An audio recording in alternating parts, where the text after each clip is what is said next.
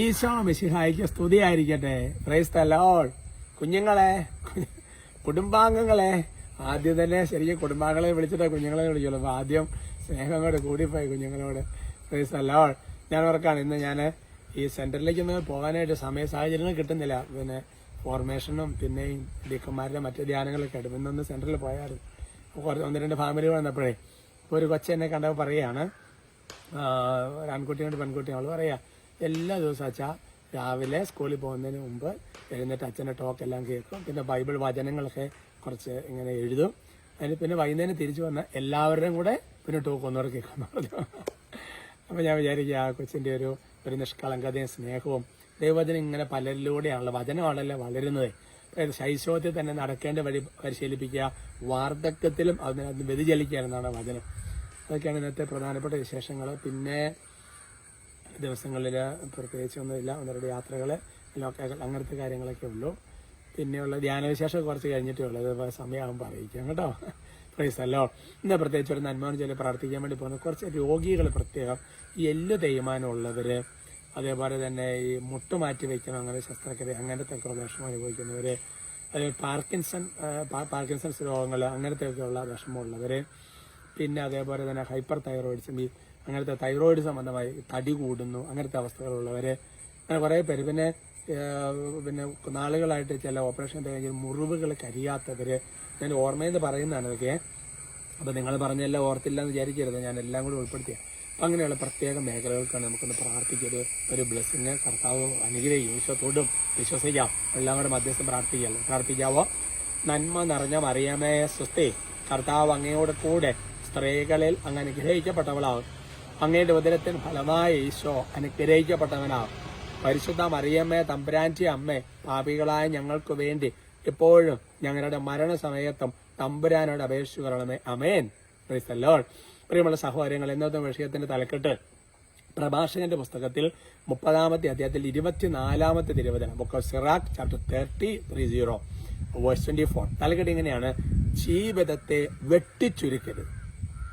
ഉദാഹരണം പറഞ്ഞു കഴിഞ്ഞാല്, ചില കാര്യങ്ങൾ എൻ്റെ പ്രിയപ്പെട്ട സഹോദരങ്ങൾ, ഉദാഹരണം പറഞ്ഞാൽ നല്ലൊരു ഉയരത്തിലുള്ള സംഗതിയായിരുന്നു, മുറിക്കേണ്ട അളവൊക്കെ നോക്കിയ സംഗതി മുറിച്ചു പോയി, സംഗതി അളവ് കുറഞ്ഞു പോയി, പിന്നെ അത് ഫിറ്റായില്ല, പിന്നെ ഒരു ഉപകാരമില്ല, പിന്നെ വേറെ എന്തിനൊക്കെ ഉപകാരപ്പെടുന്നത് എന്ന് പറയുന്ന പോലെ എൻ്റെ പ്രിയപ്പെട്ട സഹോദരൻ എല്ലായിടത്തും. ഇപ്പോൾ കുട്ടികളാണെങ്കിൽ ചിലപ്പോൾ പറഞ്ഞ അവധി വെട്ടിച്ചുരുക്കി അല്ലേ, അല്ലെങ്കിൽ സ്പെഷ്യൽ ക്ലാസ് വെച്ച് ഞാൻ കണ്ട് ഫ്രീ ഡേ ചുരുക്കി എന്നൊക്കെ പറഞ്ഞുകൊണ്ട്. അപ്പോൾ ചുരുക്കുക എന്ന് പറയുന്നത് സ്വാഭാവികമായിട്ടും പിന്നെ നമുക്കൊരു ഇഷ്ടപ്പെട്ട ഒരു കാര്യമല്ല.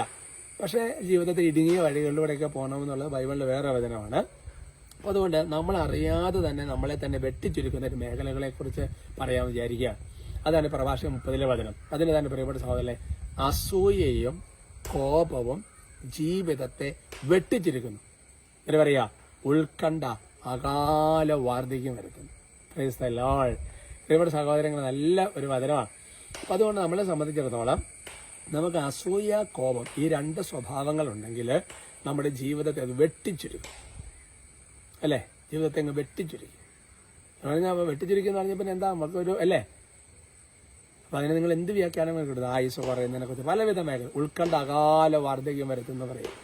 ഇതൊക്കെ ബൈബിളിൽ വളരെ കൃത്യമായ ചില സൂചനകളുണ്ട്. നിങ്ങൾ ചിന്തിച്ചു നോക്കിയേ. അതായത് ഉസിയ എന്ന് പറയുന്ന ബൈബിളിലെ രാജാവുണ്ട്. 2 ദിനവൃത്താന്തം 25-ലാണെന്ന് എൻ്റെ ഓർമ്മ. ഈ ഉസിയ രാജാവ് ശരിക്കും പറഞ്ഞ പുരോഹിതന്മാരാണ് ധൂപാർപ്പണം നടത്താൻ, ഉസിയ കയറി ധൂപാർപ്പണം നടത്താൻ തുടങ്ങുന്നത്. അവർ വന്നപ്പോഴത്തെ നീ ഇങ്ങനെ ചെയ്യരുതെന്നൊക്കെ പറയുമ്പോൾ അവനങ്ങോട്ട് കോപിച്ച് ഭയങ്കര വയലൻ്റായി കോപമാണ്. എന്നെ സംഭവിച്ച അവസാനം നെറ്റിയിൽ കുഷ്ഠം വന്നിട്ട് അവനങ്ങ് പുറത്തു പോകേണ്ട ഒരു സ്ഥിതിയാണ് വരുന്നത്.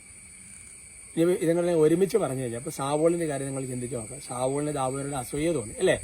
അസൂയ തോന്നി അടുത്ത സ്റ്റെപ്പിനെ കോപമാണ്, പിന്നെ കൊല്ലാൻ നോക്കുവാണ്. വാസ്തവത്തിൽ എന്തായി? സാവൂളിന്റെ ജീവിതം ചുരുങ്ങി ഇല്ലാതായി പോയില്ലേ? ചിന്തിച്ചു നോക്കിയേ. ഉദാഹരണം പറഞ്ഞാൽ അസൂയ. അപ്പൊ അതുകൊണ്ട് അസൂയ, കോപം ഇത് രണ്ടും നമ്മുടെ ജീവിതത്തെ ചുരുക്കുമെന്നുള്ളതാണ്.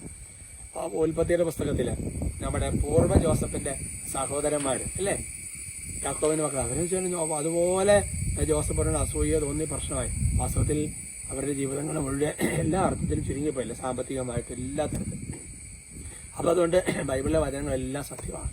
അസൂയയും കോപവും ജീവിതത്തെ വെട്ടിച്ചുരുക്കും. ഇനി ഉത്കണ്ഠ, ടെൻഷൻ, അകാല വാർദ്ധക്യം വരും. അതുകൊണ്ട് നമുക്ക് ഈ ഉത്കണ്ഠ, ടെൻഷൻ, സ്ട്രെസ് അതൊക്കെ നമുക്ക് ശരിക്കും പറഞ്ഞു കഴിഞ്ഞാൽ ഒരു ഭയത്തിന്റെ ഒക്കെ ഉള്ള ഒരു അടിസ്ഥാനങ്ങളുണ്ട് എന്ന് പറയില്ലേ.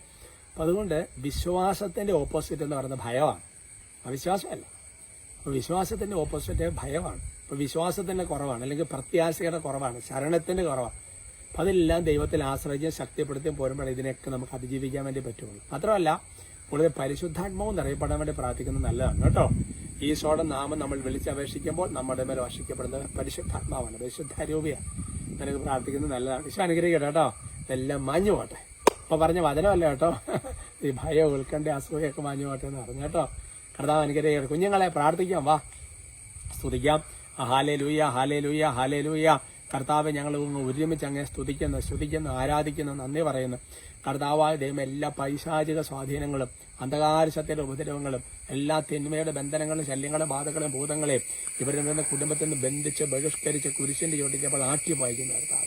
കർത്താവിന്റെ വലിയൊരു കൃപയുടെ അഭിഷേകം നിങ്ങളുടെ മേലെ ആവസിക്കട്ടെ എന്ന് പ്രാർത്ഥിക്കുന്നു. കർത്താവ് അസൂയ, കോപം, അതുപോലെ തന്നെ ഉത്കണ്ഠ, ഇങ്ങനത്തേക്കുള്ള മേഖലകൾ, മനസ്സിന്റെ മുറിവുകളോട് കണ്ടിരിക്കുന്ന തിന്മയുടെ സ്വാധീനങ്ങൾ, ആന്തരിക മുറിവുകൾ, പാപസ്വാധീനങ്ങൾ യേശു നാമത്തിൽ ബന്ധം വിട്ടുപോട്ടെ. കർത്താവ് ഇതിനെ അതിജീവിക്കാൻ വേണ്ടി ഒരു കൃപയെ ആശീർവാദ സമയത്ത് ആഗ്രഹിക്കുന്നവർക്ക് ആഗ്രഹിക്കുന്നതിൽ കൂടുതൽ വർഷിക്കപ്പെടട്ടെ എന്ന് ആശീർവദിക്കുന്നു. അപ്പോൾ കർത്താവായ ദൈവമേ, പ്രത്യേകിച്ച് ദൈവമേ, ഞങ്ങൾ പറഞ്ഞ പ്രത്യേകമായ ചില രോഗപീഠകളെ ക്ലേശിക്കുന്നവർ, തൈറോയിഡിന്റെ വിവിധ മേഖലകളിൽ രോഗമുള്ളവര്, അതുപോലെ തന്നെ കർത്താവെ എല്ല് തേയ്മാനം, മുട്ടുമാറ്റിവെക്കല്, മുറിവുകൾ കരിയാത്തവര്, എന്റെ യേശുവേ, അവിടുത്തെ പരിശുദ്ധ രക്തം ഒഴുക്കണം. പാർക്കിൻസൺസ് രോഗികൾക്കൊക്കെ വേണ്ടി പ്രത്യേകം പ്രാർത്ഥിക്കുന്ന കർത്താവ് യേശുവിന്റെ നാമത്തിൽ ആശീർവദിക്കുന്നു.